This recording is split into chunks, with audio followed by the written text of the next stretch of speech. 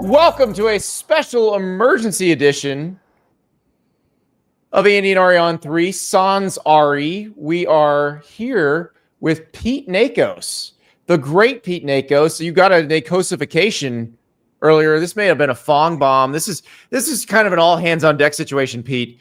The top recruit in the class of 2025, Bryce Underwood, the quarterback from Belleville, Michigan, has flipped from LSU to Michigan.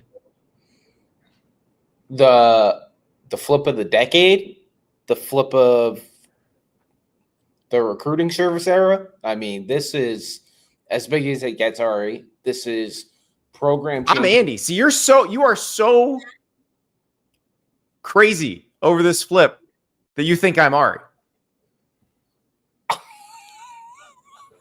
That's how big of a deal it is. How much it has me out of whack, Andy. This is how much it has me out of whack. This is program changing for Sherrone Moore. This leaves so much doubt and questions about what the future looks like for Brian Kelly. And more than anything, it's arguably the story of the NIL era. Yeah, it is that.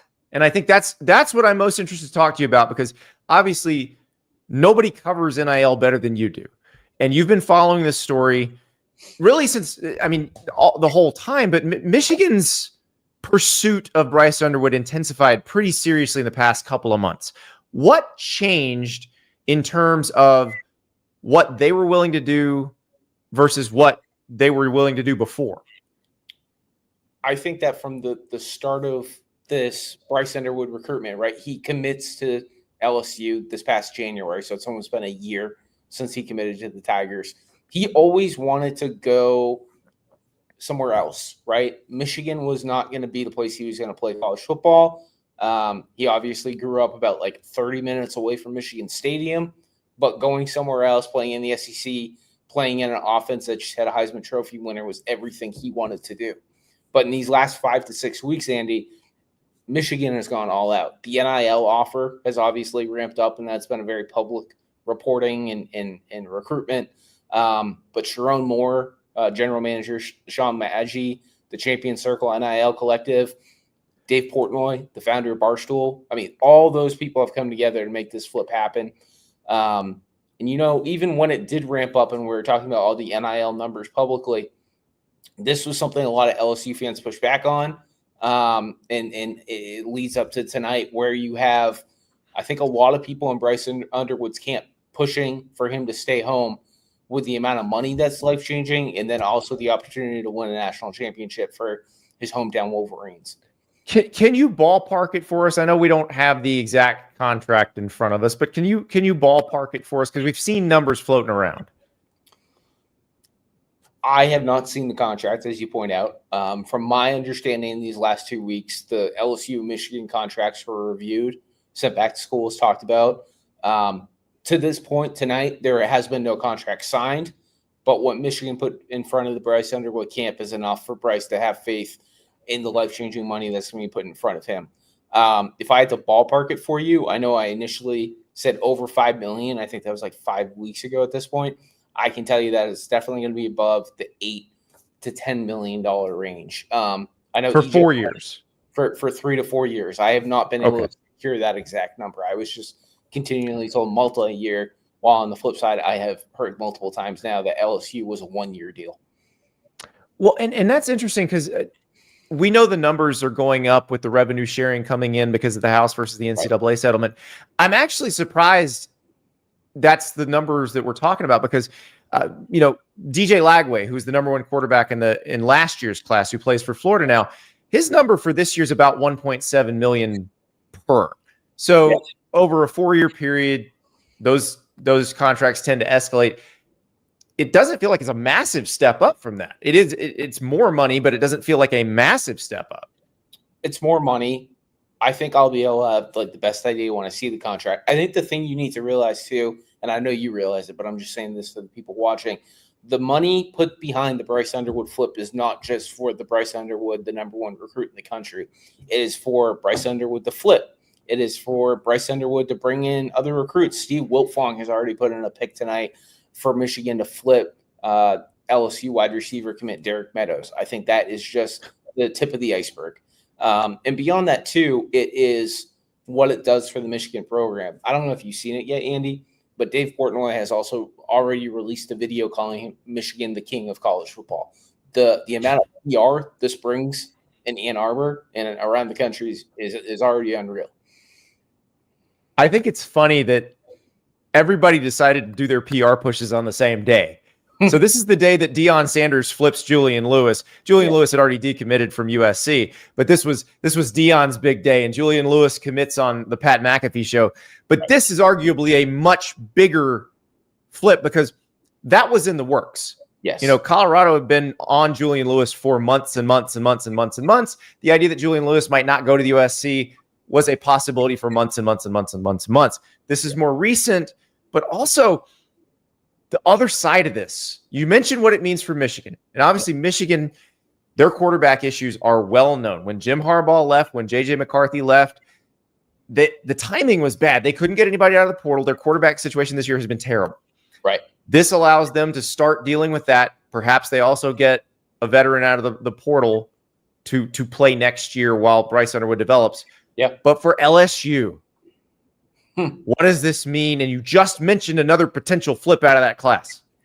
So Shea Dixon, right, the Bengal Tiger, he's doing a great job manning the message boards right now down there in Baton Rouge. I jumped on there real quick before I came on here.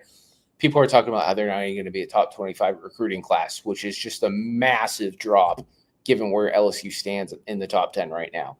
Beyond that, too, Andy, I mean, you and I spent so much time on the phone talking about this, but what does this mean for the longevity of Brian Kelly at LSU? There already has been calls and pressures for his job.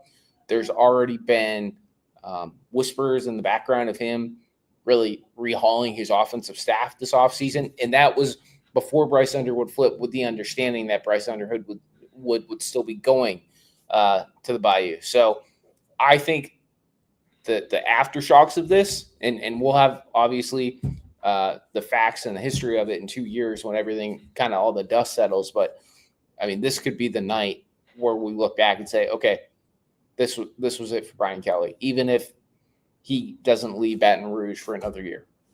Well, and that's the thing. You want to talk about money. We were talking about the NIL deal for Bryce Underwood. Yeah. Brian Kelly's buyout is enormous. Yes. He's not getting fired. No. We're not saying that right now. No. But what we are saying is the tone and tenor of his tenure, say that 5 times fast, is headed in a bad direction. The trajectory is really bad right now because of what has happened on the field, from the performance against Alabama in a must-win playoff elimination type game to going to Gainesville and losing to Florida. And now they're going to play Vanderbilt on Saturday. Yep. I don't think people are particularly excited about that. But what they all had, and I remember I was at the Florida LSU game on Saturday. I'm looking at the Bengal Tigers message board as the game is turning toward Florida, and everybody's just, what are we going to do? What are we going to do? But at least we got the recruiting class. This is a shot across the bow, a huge flip. And remember, they have other massive commitments. They have guys like 5-star plus DJ Pickett, who has been taking visits. Right. Has looked at Miami. I believe it was at Georgia last weekend. So that class is under assault. Yes. And now the tentpole of that class is gone. The other name I kind of have my eye on now is 5-star running back Harlan Berry. Like, he was here in Nashville for our Elite Series, and you could just tell Bryce and Harlan were already excited to be, teammates in the backfield together. And now what does that mean? Does he still want to go to LSU without Bryce there? I mean, there are going to be massive ramifications that we have to follow for the next 14 days leading up to National Signing Day. I think it's 13 days now, actually. So, beyond that, too, this is a major win for Sherrone Moore in Michigan. I mean, yeah, this was a rough season. Things have not gone perfectly well. There's like everything in a up and down first year, there's going to be a lot of pressure on Sherrone Moore in year 2. Will they go get a transfer portal quarterback to either back up Bryce or start when Bryce develops?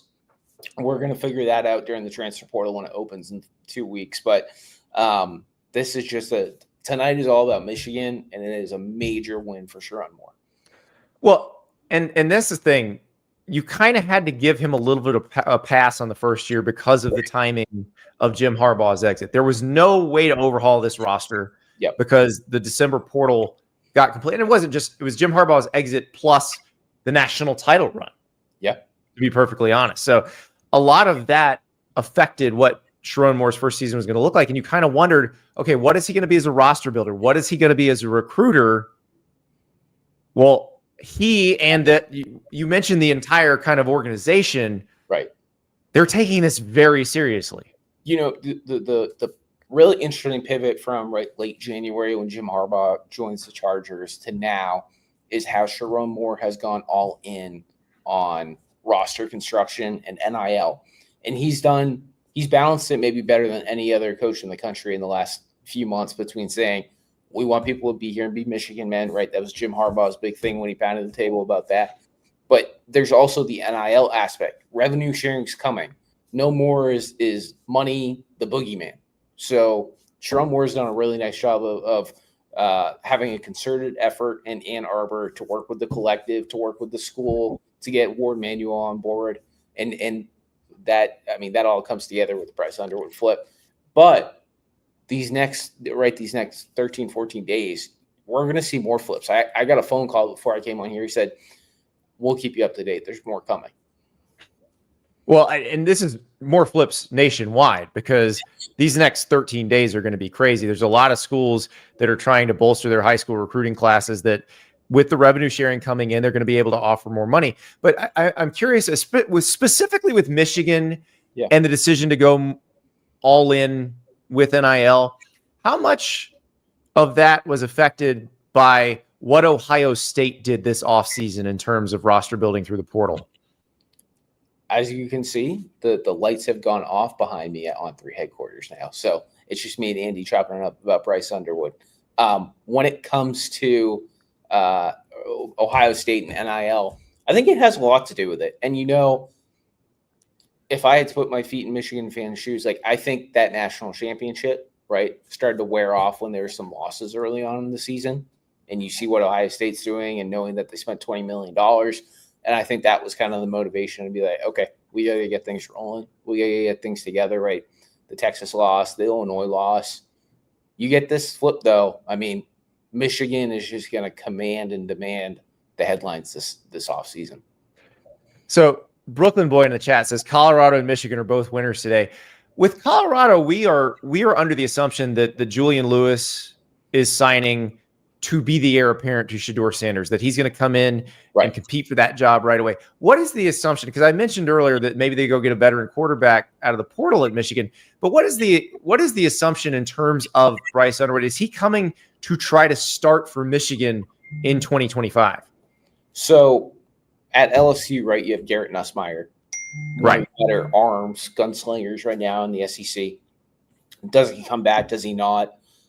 I lean towards yes. We'll have to wait and see his draft decision. Well, but if definitely needed to come back now.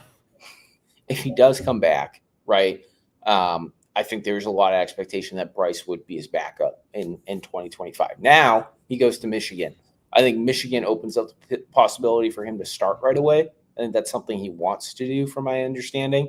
And that's something that's definitely on the table. Now, I do think they're going to bring in a backup just because of the way the season's gone with 3 different starters and things like that. So, but I'm not saying he flipped to Michigan because he can play right away, but I think that definitely was a factor in this decision. And I expect him to get meaningful snaps from the get-go. What a night. It started with Coach Prime getting his QB. Yeah. It ends with Michigan taking the guy that LSU planned to build around. Pete, these next 13 days are going to be wild. Let's do it, Andy.